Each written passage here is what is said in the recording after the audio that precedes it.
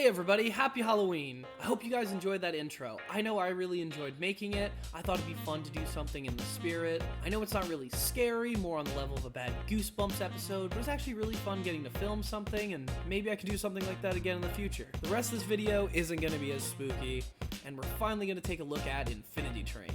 So let's do this. So I'm going to get a bit real about some of my personal thoughts and feelings in this episode, so if that doesn't sound like something you want to deal with, then you are more than welcome to leave. Also, spoiler warning for Infinity Train moving forward. We good? Awesome. Let's go.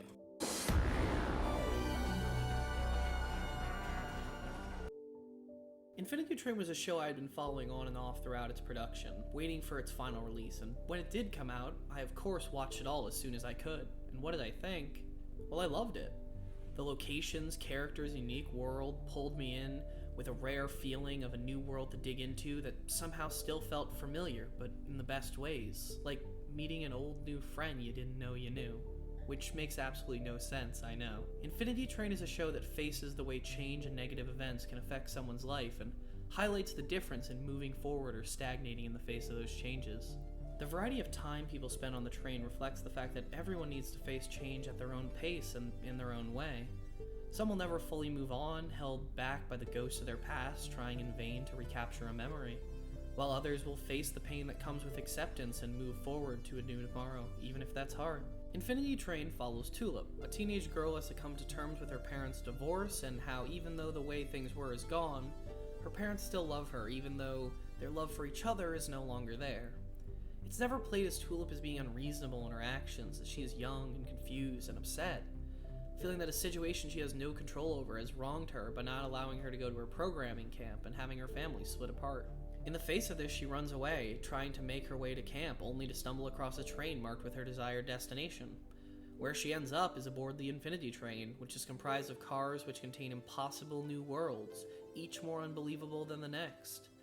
But once the initial excitement of the train wears off, Tulip spends the next several months attempting to find her way home. I can't help but empathize with this, as well as the series' antagonist Amelia, whose change in life was the loss of her partner, as I have also experienced a recent loss. It came at a time in my life where I already felt I was losing control. I was close to finishing school and thought my future was going to be the way it had always been planned out in my head. Suddenly I was facing the world without somebody who had always been there for me. Suddenly I felt like my path, which once seemed so clear, felt wrong. I was and still am stuck, trying to find my new path like all the other lost souls aboard the Infinity Train.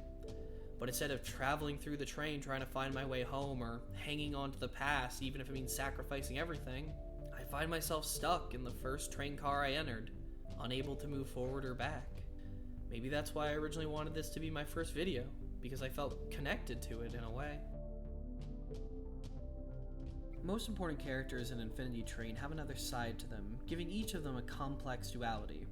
One, for example, is literally two polar opposite personalities, which can operate apart or together, but he is also the true conductor of the Infinity Train as well as the series' comic relief, which is a pretty stark contrast.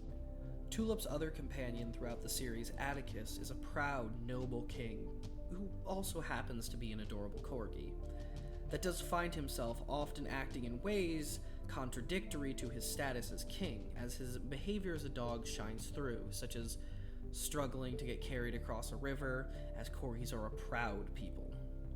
This nobility versus animal instinct duality is shifted towards animal instinct at the end of the series, with his transformation into a monster at the hands of the false conductor, turning him completely into a beast without any thought, memory, or nobility. Though, through the actions of Tulip, he is returned to his proud corgi form by the end of the series.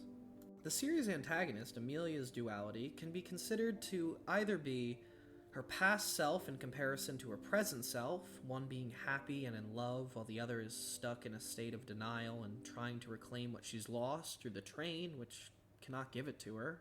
Or her duality can be captured in the difference in her appearance. As the fake conductor, she is large, intimidating, draped in a cloak, and seems to be a machine, cold and unfeeling, like the bot that she had created that's destroying the train. While the Amelia inside is old, frail, human, and hurting, She created a literal wall around herself to stop from hurting and tried to cover up who she really is. And then, of course, there's Tulip. Tulip's duality is captured in many ways. Her actions, the physical manifestation of Mirror Tulip, and just how much she changes throughout the story. Quick aside here, according to the show's creator Owen Dennis, Mirror Tulip actually names herself Gambit after her favorite X-Men. Thought you guys would like that. Now back to Tulip. Her duality is highlighted in her wavering. It often feels like she's at odds with herself or her decisions. At one point, as mentioned, she is physically at odds with herself, or more accurately, her reflection, who is established to be a person all her own, but is undeniably part of Tulip. In facing herself, facing Amelia, facing her past, Tulip learns that things change, life goes on. She needs to change, and she does. By the end of the series, her internal change is reflected in her physical appearance. She cuts her hair, showing that she's accepting of change. This emphasizes that she is no longer the same person we met at the beginning of the series, creating possibly the largest duality of all. Tulip in Infinity Train is scared, unsure of the world and herself, but becomes accepting of change and the reality she comes from. At the end of the show, more importantly than seeing her cut her hair and her lack of reflection, she is seen accepting the way her life is and moving towards a new tomorrow. Hey, thanks for watching, everyone. I tried to write the script for this video so many times, and I didn't even get to actually review the show like I had originally intended. I'll get to that one day, but I'm glad I got to talk with you all about it, because at the end of the day, that's what this channel's for. Getting to share my thoughts and feelings with you all. And now, maybe it's my turn to look towards the future and find a new path. Happy Halloween, everyone, and I hope you have a fantastic day.